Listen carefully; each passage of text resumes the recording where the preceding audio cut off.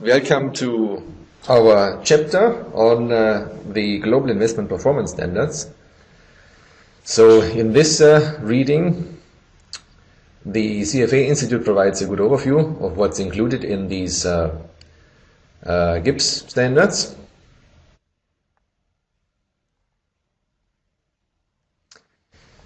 So in our first section here, we will focus on a little bit of an overview, providing you with a bit of background here to the GIPS standards and why they are in place and what they roughly include. And we also point out some of the very important, crucial bits you definitely must be aware of when it comes to GIPS. So on this chart you find a number of reasons why they have been introduced, why people came up with these global investment performance standards. As you can see, various reasons, starting from people abusing things to also facilitating here, let's say, better life for clients. In particular, for instance, when they have a better chance to compare different investment management companies. So a number of reasons you should be aware of. In terms of what can go wrong, the lower part of here, this chart, gives us a few indications of how different companies could obscure things a little bit. To pick out maybe an example here, for instance, when it comes to benchmarks, firms could choose benchmarks which are not really appropriate for the particular portfolios they are managing, or they are, for instance, not they are not using actual returns, but they show you in a presentation simulated returns, which might be far from reality. So obviously here, having an idea of what these possible abuses are, that is also good to know. And then maybe even more important is to have an idea of what the benefits are. The benefits of GIPS obviously accrue to at least two parties. So on the one side we have the clients, and on the other side we have the investment management firms themselves. When it comes to the clients, for the clients, the situation is just far more transparent. As it says here, we can more easily compare performance reports from different investment management firms. Then when it comes to the investment management firms themselves, the reading is making the point, it's not only a burden for the companies to, let's say, get the processes in place and do the effort to come up with GIPS compliant presentations, performance presentations, but the reading makes the point there are also significant benefits for the companies themselves. And here we go, the whole list. To pick here an example, of course, it should help the companies to restore credibility. That was certainly damaged over the last couple of years. Another interesting point here is it should help also to compete in international markets. For instance, for companies, it can be difficult to break into a market, in particular into a foreign market. Now, when things are on a level playing field, and many of these companies use performance presentations which are more easily comparable because they follow these GIPS standards, then you can imagine that it's easier also to establish yourself in a new market, in an international market.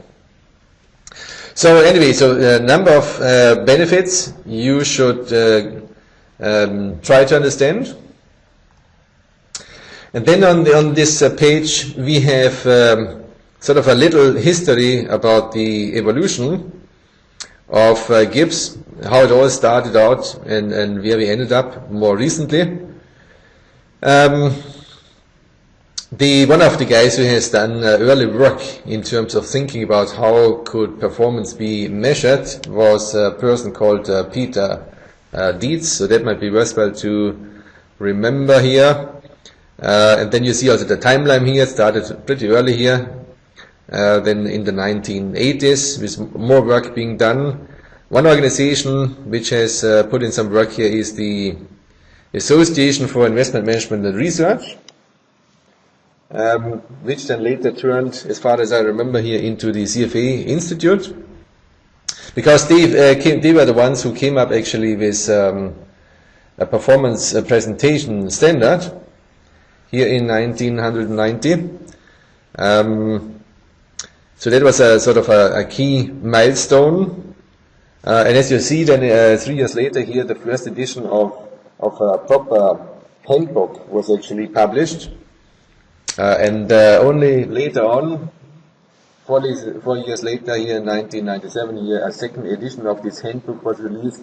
But we keep in mind it was still here under this umbrella of the AIMR. And then we move, so to say, into the era of the GIPS standards, where major milestone was reached in 2002. That's the time when the first version of the GIPS handbook was actually published. So that's obviously a key milestone. It says then here in 2005, having country-specific versions of these GIPS standards, that was actually terminated. And that's also interesting to know, because there was a period where countries could have their particular versions of these GIPS standards, and in 2005 they got stopped, and only a single GIPS standard is now available and also updated. Then what else is important here? Obviously the last milestone here, the most important milestone for ourselves, is in 2010, because in 2010 a new version of the GIPS standards has been published, and the current reading is actually based on that 2010 version of the GIPS standards. So now we have obviously moved on a little bit in time, so let's see when a new version is coming along, and how that will be updated. By the way, it's definitely worthwhile also to look into the original GIPS handbook. It's very rich, also very interesting actually to read through. Then how is the GIPS actually governed? So there must be some governance body in place which is looking after these standards and is trying to incorporate feedback from all the various stakeholders, and is trying also to promote these performance standards in the industry. And the key body which is in charge of the overall governance mechanism is called the GIPS Executive Committee. And what they have is, so that's the top level committee, has a number of members in there. And that committee is then also delegating work to particular subcommittees. So we have listed all these subcommittees here, down to here. Here we go. As you could imagine, for instance, is when it says investment manager subcommittee, okay, that's where the investment management companies are meeting and debating here how to define these performance standards. We have one where more the investment consultants are coming together, or also major investors, and then you have also another committee where the verifiers and other service providers are sitting together. Keep in mind that when we have these GIPS standards in place, then obviously we need companies who adopt these standards and then produce performance presentations which are in compliance with those standards. But then you also need other companies who are helping these firms to verify whether they are actually in compliance with these requirements. And that's the job of these so-called verifiers. Then what else is important? Well, there's also a so-called GIPS Council in existence, and the GIPS Council is mostly there to facilitate the involvement of stakeholders in various countries. So they are called the country sponsors. There are 32 overall. And apart from them, we also have representation in particular regions, so in 3 regions currently, and that's what is meant here with the regional investment performance subcommittees. So if you keep in mind here, what do you have to remember? Remember GIPS standards. Somebody has to write them and to maintain them. Somebody has to take the lead for the whole thing. Okay, the GIPS Executive Committee is the key leading governance body, and it has different subcommittees for the different kinds of stakeholders, and they are running this the show, so to say, and that's possibly the most important thing you have to remember here.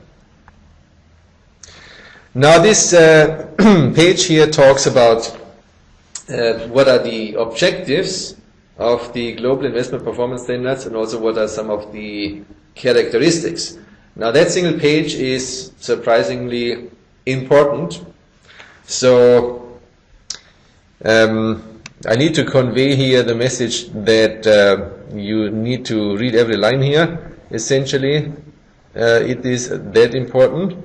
So for instance, to give you a flavor of the things here, in terms of the goals, so the GIPS Executive Committee has come up with particular goals, and that's very important. So what are the goals of GIPS? What are the objectives? And there are very clear, well-defined 5 objectives, and you need to be aware of them, know them by heart, more or less.